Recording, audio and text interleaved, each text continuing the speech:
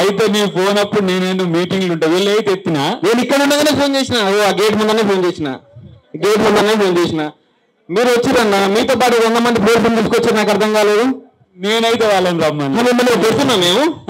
మిమ్మల్ని పెడుతున్నావా నేనే వాళ్ళని చూసి పరేషాన్ సో సరే అది ఇష్యూ కాదులే ఇగో మీరు జోకాలంటే జోకండి బాబు దయాకర్ నన్ను కాంగ్రెస్ పార్టీని జోకండి మాకు అవసరం లేదు మేము కాంగ్రెస్ పార్టీ కోసం గట్టి కష్టపడిన వాళ్ళే వాళ్ళు ఎవరు బాబు నోటిఫికేషన్ వీళ్ళు వినరు మారారు బాబు దొడ్లైనా బోర్డైనా మారుతారు వీళ్ళు మారు ఎన్నిసార్లు చెప్పాలి నోటిఫికేషన్ వాళ్ళని తెలియదా ఇంటెలిజెన్స్ లేదా వీళ్ళకు మీరు చెప్పాలా ఇంటెలిజెన్స్ ఫెయిల్ అయినా వీళ్ళకు కనీసం ఇంటెలిజెన్స్ లేదా వీళ్ళకు సిగ్గుండాలి మాట మాట్లాడడానికి త్వరలో చెప్పుకోవడానికి ఇంటెలిజెన్స్ ఉంటుంది బాబు మీకు ఇంటెలిజెన్స్ ఉంటుంది మీరు మాట్లాడతారు కనీసం ఇక్కడ సభ పెట్టుకున్నందుకు 10,000 పోలీసులు వస్తారు కానీ మీకు ఇంటెలిజెన్స్ లేదా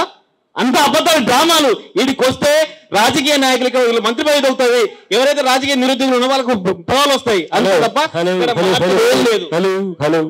వాళ్ళ అవకాశాలు కాదు మీరు మొదటి సంవత్సరంలో నిలిచిన ఉద్యోగాలు ఇస్తున్నారు మీరు మొన్న ఇంటర్వ్యూలో ఏం చెప్పారు నేను చెప్పేది నీది అంశం ఏదన్నా ఉంటే ఇక్కడ చెప్పు కానీ ఈడ వచ్చి రచ్చ చేసి వాళ్ళ డెమోక్రటిక్ రైట్ కాలరాశాకు నీకెక్కడ మేము మాట్లాడలేమని లెక్క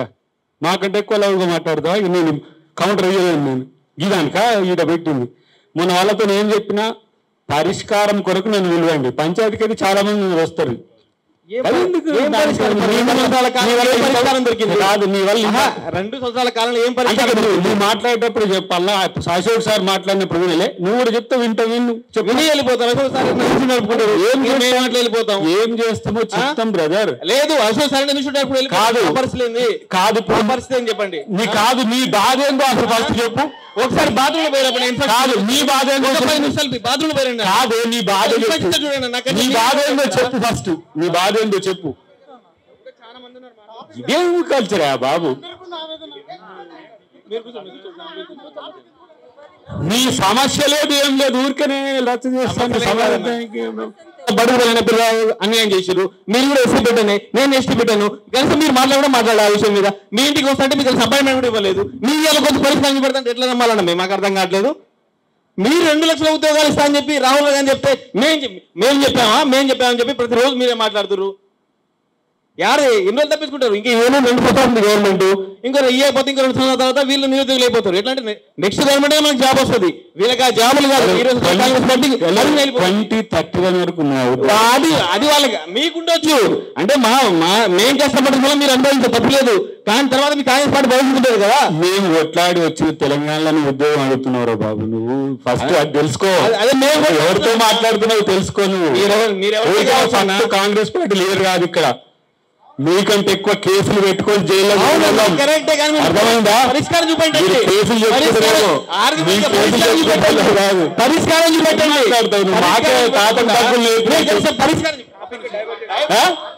మాకంటే ఎక్కువ ఉద్యమాలు చేసినావు నువ్వు ఏడవున్నావు మొన్న వచ్చినావు మళ్ళీ అంటే మాకు అనుమానం ఒక్కసారన్నా మీటింగ్ జరిగిందా ఏ సిలబస్ చేంజ్ చేయాలనుకుంటారు ఏం మాట్లాడాలనుకుంటారు మాకైతే అవగాహన లేదు ఎందుకంటే మీరు పెద్ద ఉద్యమాలు చేసి ఇక్కడ వచ్చారు ఎందుకంటే సిలబస్ కమిటీ మారితే ఒకవేళ ఒక సబ్జెక్ట్ మారితే ఒక సబ్జెక్ట్ పక్క పడేసి వేరే సబ్జెక్ట్ చదువుకుంటాం మేము కాబట్టి మీరు ఏదైనా సిలబస్ కమిటీ గురించి మాట్లాడినప్పుడు ఎవరైనా అంటే మాకు చెప్తే మేము వేరేదని చదువుకుంటాం కదా ఇప్పుడు దాకా 5-6 నెలలు అయిపోయింది సిలబస్ కమిటీ అని చెప్పి ఇప్పుడు దాకా దాని గురించి ఊసే లేదు కాబట్టి మీరు కొన్ని బ్లండర్ మిస్టేక్ ఇస్తారు 29 ఒకటి ఈ సిలబస్ మారడం ఒకటి 46 ఒకటి ఇవి కనుక దిద్దుకుంటేనే మీ గవర్నమెంట్ మళ్ళా వచ్చే అవకాశాలు ఉన్నాయి మీరు కనుక అట్లా చేసిననుకో ఇంకో 25 సంవత్సరాలు 30 సంవత్సరాలు కాంగ్రెస్ అదో పాతాకి ఒక్కప్పట్లో కాంగ్రెస్ పార్టీ ఉండేవారుదా అని చెప్పుకుంటారు నిరుద్యోగులు ఇక మీ ఇష్టం అది ఇక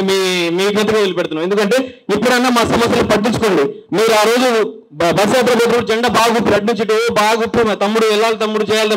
ఆ రోజు అయితే పిలుస్తావు మంచిగా పిలవలేదు మీరు అవసరం వచ్చారు ఆడికి మేము ఏమీ పిలవలేదు అదే చెప్తున్నా మిమ్మల్ని జోకేయడం చాలా మంది మాకు సంబంధం లేదు ఆ విషయం లేదు నువ్వు ఎవరినన్నా జోక్ కానీ వీళ్ళకి ఇబ్బంది రైట్ సరే అదైతే మీరు చేయండి 29 ముందుగా మీకందరు కూడా చెప్పాల్సింది ఏంటంటే ఒక విషయం ముందు కాంగ్రెస్ పార్టీలో నమ్మదగ్గ వ్యక్తి ఎవరంటే మీరని నిన్న ముందు వీళ్ళందరూ కూడా చెప్పినా నేను ఎందుకు చెప్తున్నా అంటే ఈ దేశ రాజకీయాల పైన కానీ రాష్ట్ర రాజకీయాల పైన కానీ ఆర్థిక సామాజిక పరమైన పరిపూర్ణమైన అవగాహన ఉన్న వ్యక్తి మీరు అందుకే తప్పకుండా అన్న వస్తాడు మన సమస్యలు వింటాడని చెప్పిన ఆ రకంగానే మీరు వచ్చినందుకు కూడా యావత్ తెలంగాణ నిరుద్యోగుల తరపున ప్రత్యేక ధన్యవాదాలు తెలియజేస్తున్నాం. అయితే జాబ్ క్యాలెండర్ నేను ఎక్కువ 4 పాయింట్లే మాట్లాడతాం. జాబ్ క్యాలెండర్ అని చెప్తూ ఇప్పటి వరకు కూడా జాబ్ క్యాలెండర్ ఇచ్చిందని మేమందరం కూడా చాలా ఆనందపడితే జాబ్ క్యాలెండర్ ఒక్క నోటిఫికేషన్ కూడా ఈ రోజు వరకు ఇవ్వకుండా తత్సరం చేస్తూ జాబ్ క్యాలెండర్ తత్సరం చేస్తూ నా పేరు ఎం రవికుమార్, కోడంగల్ నాది, సీఎం ఊరే నాది. అయితే తత్సరం చేస్తూ మమ్మల్ని